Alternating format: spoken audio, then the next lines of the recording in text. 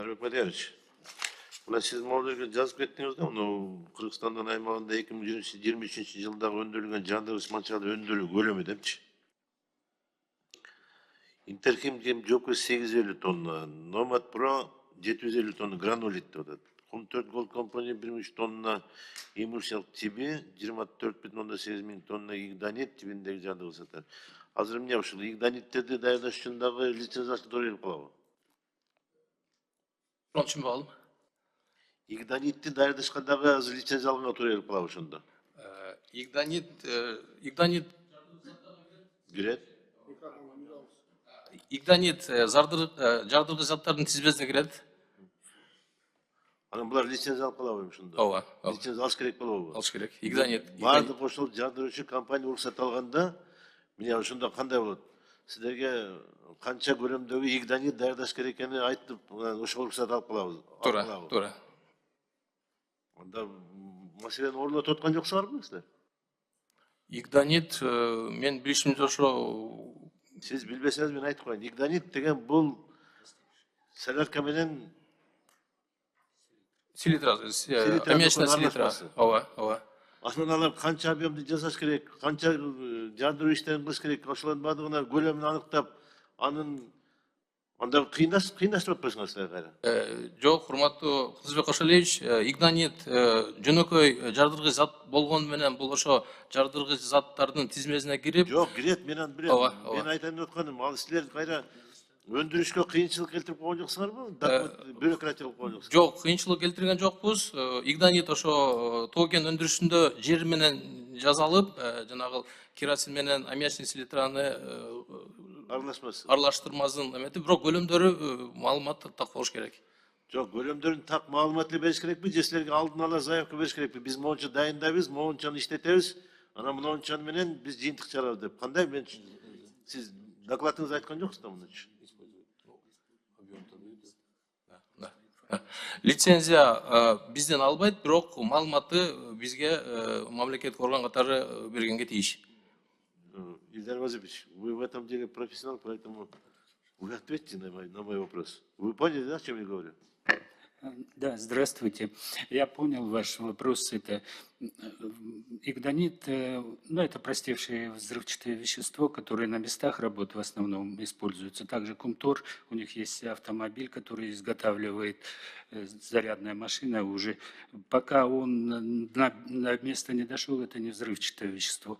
И информацию отчет об использовании игданита нам всегда предоставляют предприятия. Нет, предоставляли до этого. Я вам говорю, лицензию на производство не выдаем. Производство — это есть уже стационарные пункты у нас, их где-то около 8-9 есть заводы, и они получают лицензию на производство. На мой вопрос, наверное, вы тоже не поняли. Я спрашиваю, для проведения более взрывных работ, вам что, надо будет писать заявку, что ли, что предварительно сколько будет изготавливаться взрывных игданитов, например, да?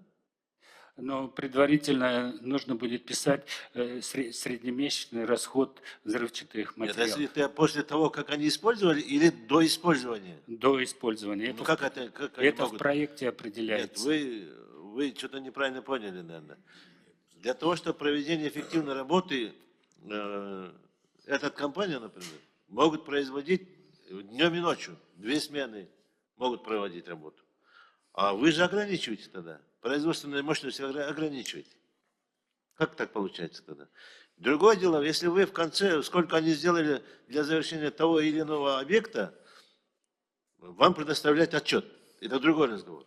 А предварительно, как они могут? Ну, там же объемы могут быть большие. И в объеме они могут работать, по своей мощности они будут работать. Они же не могут определять, сколько они будут использовать. Вы с этим вопросом, вы потом будете проверять, почему использовали мало, почему использовали много. Вот это вопрос возникнет производителю, то есть компанию того или иного. Правильно?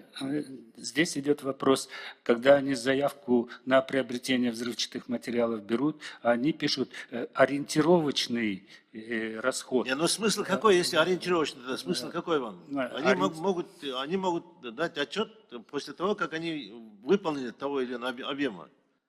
Не, ориентировочный расчет, это он скажет, По проекту должно быть, да, я понимаю, Да. по проекту должно быть.